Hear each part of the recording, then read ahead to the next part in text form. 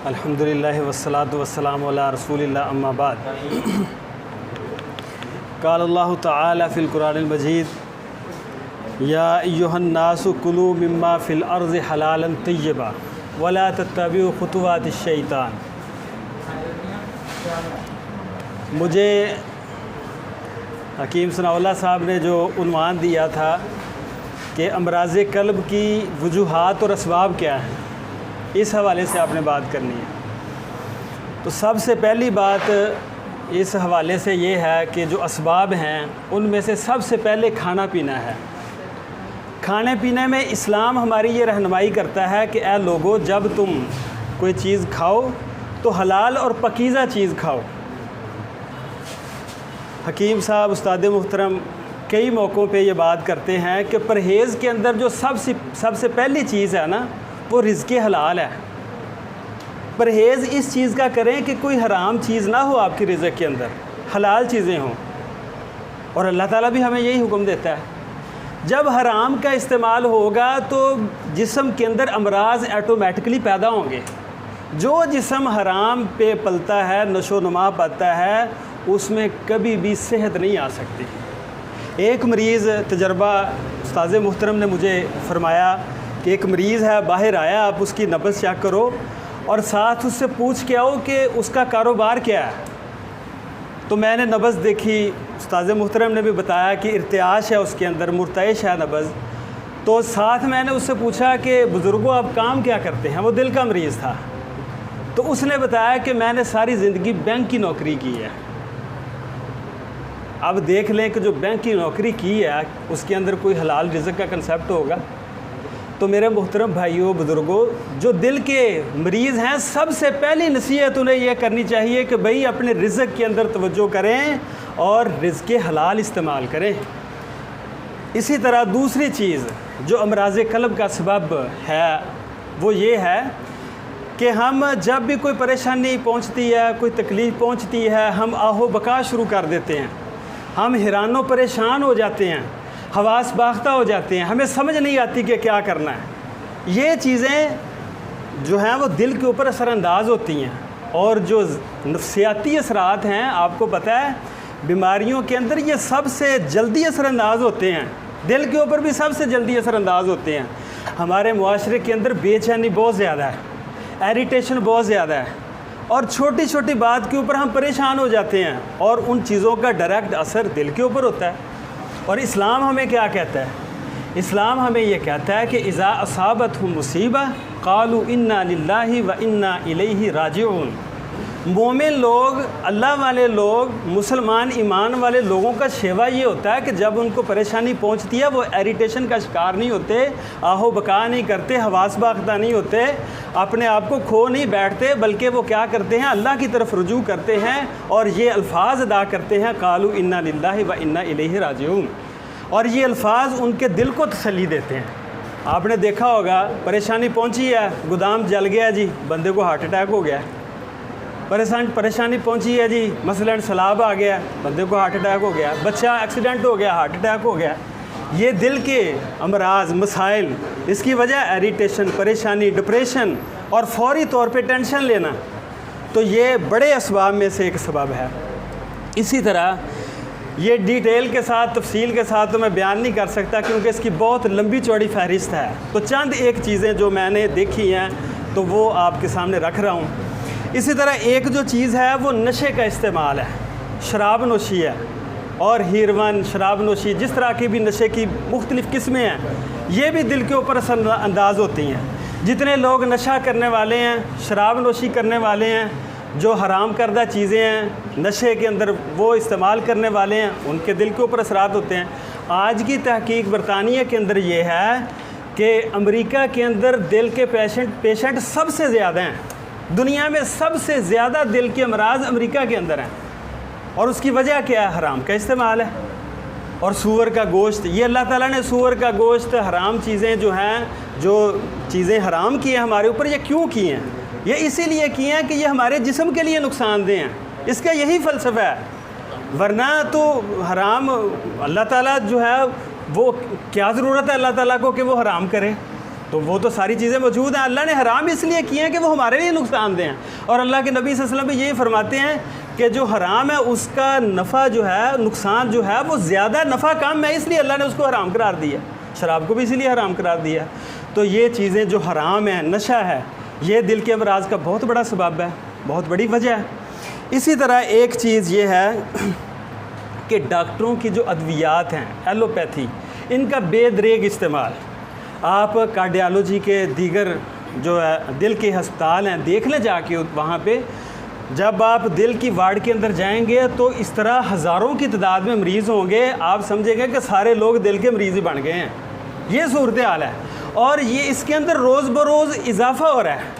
और मुहतरम भाइयों, मेरे सामने तो कोई भी मिसाल ऐसी नहीं है कि एक बंदा दिल का मरीज़ हो और उसका एलोपैथी के ज़रिए इलाज किया गया हो और बंदा सेहतमंद हो गया हो। मेरे सामने कोई ऐसी मिसाल नहीं है। सारी ज़िंदगी वो अद्वियात खाते हैं, सारी ज़िंदगी एलोपैथिक अद्वियात इस्तेमाल करते हैं। इल्ला माशाअल्लाह, हो सकता है, कोई मुमकिन है। इसी तरह एक मिसाल बयान की है doctor Khalid Ghazi, Mayo hospital के अंदर रहे हैं, दिल के अमराज के डॉक्टर हैं, वो रहे हैं काफ़ी देर, बाद में उनका ताल्लुक़ तिब के साथ बन गया। कहते हैं कि एक शख्स आया मेरे पास, तो कहता है जी मुझे दिल का मसला है। मैं दूसरे डॉक्टर के पास ले गया उसको चेक करवाने के लिए, चेक किया, दवाई खाता रहा। वो 1 साल तक उसने दवाई इस्तेमाल की, ब्लड प्रेशर की, मसला मामूली था ब्लड प्रेशर का, दवाई इस्तेमाल की। इस्तेमाल करने के बाद 6-7 महीने जब गुजर गया तो डॉक्टर साहब कहने लगे, वो मरीज़ कहने लगा डॉक्टर साहब को कि मैंने इतनी लंबी दवाई खाई है ब्लड प्रेशर की, आपको पता है ब्लड प्रेशर का मसला तो मामूली जो है मर्ज़ है, इतनी बड़ी मर्ज़ तो नहीं है, इस दवाई से मेरी जान छूटेगी। डॉक्टर साहब कहते हैं कि चेकअप करते हैं, इसके बाद बताऊंगा। चेकअप किया, फरमाया कि आप ऐसे करें कि दवाई के अंदर वक्फ़ा डाल लें, 1 दिन का, फिर 2 दिनों का, फिर 3 दिनों का, इस तरह दवाई छोड़ दें। अच्छा, उस भाई ने वो दवाई छोड़ी, वक्फ़ा डाला। 2 दिन का जब वक्फ़ा डाला ना, डॉक्टर जो है खालिद गाज़ी साहब अपना एक्सपीरियंस बताते हैं कि वक्फ़ा 2 दिन का डाला, तीसरे दिन उस बंदे को हार्ट अटैक हुआ और फौत हो गया। डॉक्टर साहब क्या कह रहे हैं कि ये बंदा अब ठीक हो गया। तो मुहतरम भाइयों, एलोपैथिक के अंदर दिल के अमराज का, मैं कहता हूँ ब्लड प्रेशर का परमानेंट इलाज नहीं है। हमारे जो हुक्मा हजरात हैं बाज़ औक़ात तंगी दिल का शिकार हो जाते हैं। मैंने मरीज़ को 2 महीने 3 महीने दवाई खिलाई है लेकिन मुकम्मल तौर पे ये सेहत याब नहीं हुआ। भाई आप मरीज़ को ये कहें कि डॉक्टर तो कहते हैं सारी ज़िंदगी दवाई खानी है, इस दवाई के बगैर गुजारा नहीं होगा। तो अब 2 महीने देसी दवाई खा के परेशान हो गया कि मैं मुकम्मल तौर पे सेहत याब नहीं हुआ। इसके बाद डॉक्टरों के जो ऑपरेट हैं उसको देख लें, कहते हैं जी आपकी जो वेन है जी वो भर गई है, ब्लॉकेज आ गया है, वेन को तब्दील कर देते हैं, नई डाल देते हैं। कुछ अरसा गुजरता है, क्योंकि बेस जो है, बुनियाद जो है उसको ख़त्म नहीं ना किया, कुछ अरसा गुजरता है, वो दोबारा फिर ब्लॉकेज आ जाती है, कहते हैं जी अब दोबारा ऑपरेट करना पड़ेगा। सारी ज़िंदगी के लिए ऑपरेट पे ऑपरेट वो करवाता रहता है बेचारा। इसी तरह जो स्टंट डलते हैं उसके अंदर भी देख ले, कहते हैं जी इसकी उम्र 6-7 साल है जी, उसके बाद दोबारा। मतलब ये है कि डॉक्टरी एलोपैथिक इलाज जब करवाते जाते हैं मरीज़ और मर्ज़ बढ़ता जाता है, वो कहते हैं ना कि मिसाले यार में दूना हुआ, मिसाले यार में दूना हुआ, मर्ज़ बढ़ता गया जैसे जैसे इलाज किया, जूँ जूँ इलाज किया। यही सूरत हाल है कि एलोपैथिक के अंदर दिल का जूँ जूँ इलाज किया, मर्ज़ बढ़ता गया। अच्छा, इसी तरह और जो चीज़ है, जो चौथी चीज़ है दिल के अमराज की वजह, वो ये है कि जिनसी जो है अद्वियात कुव्वत बा को मजबूत करने के लिए और मौके पे फ़ायदा हासिल करने के लिए व्यागरा वगैरह इस्तेमाल किया जाता है। और ये जो चीज़ें हैं मुकव्वियात, सेंकिया वगैरह, ये आयुर्वेदिक के अंदर जो कुश्ते मारे जाते हैं, ये भी दिल के अमराज का बहुत बड़ा सबब हैं ये चीज़ें।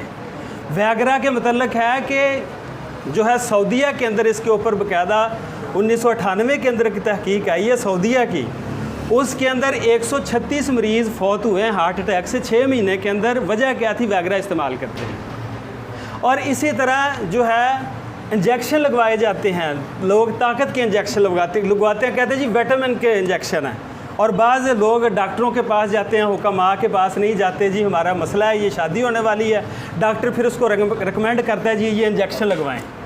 यही डॉक्टर खालिद साहब बताते हैं कि एक बच्चा था, शादी हुई उसकी नई, तो डॉक्टर ने रिकमेंड किया कि ये जो है इंजेक्शन लगवाएं। उसने लगाया, क्या हुआ, जिस दिन शादी उस दिन ये जो है ये 1900 मेरा ख्याल है कि लिखा हुआ है मैंने इधर, ये 1990 के बाद की बात है। एक नवाए वक्त के अखबार के अंदर सितंबर 1990 में नवाए वक्त अखबार के अंदर ये ख़बर छपी है। वो बच्चे ने इंजेक्शन इस्तेमाल किया शादी वाले दिन, वाशरूम के अंदर गया, जो ही उसने इंजेक्शन लगाया ना उसको हार्ट अटैक हो गया उधर ही। और उसके बाद घर वालों ने दरवाज़ा तोड़ के निकाला, साथ इंजेक्शन पड़ा हुआ था, साथ वो बच्चा पड़ा हुआ था जिसकी उस दिन शादी हुई है। तो ये वैगरा और इसी तरह की अद्वियात, विटामिन की अद्वियात जो लोग इस्तेमाल करते हैं, ये बहुत बड़ा सबब है इसका, दिल के अमराज का। तो इसके अलावा जो चीज़ है कि मैंने पहले बताई है,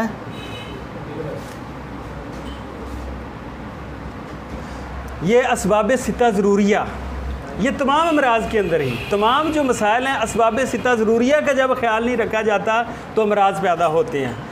असबाब सिता ज़रूरिया हवा है, इसी तरह जो है वो इसके साथ माकूलो मशरूब है, और इसी तरह बदनी जो है हरकत व सुकून है, नफ्सियाती हरकत व सुकून है, और इसी तरह जो है वो हमारा नौम और यकज़ा है, सोना और जागना है, इस एहतबासो इस्तिफ़राग है। ये सारी चीज़ें अगर पूरी तरह से मैनेज की जाएँ तो बहुत सारी बीमारियों से बंदा महफूज रह सकता है। अल्लाह ताला हमें समझने और अमल करने की तौफ़ीक़ अता फ़रमाए।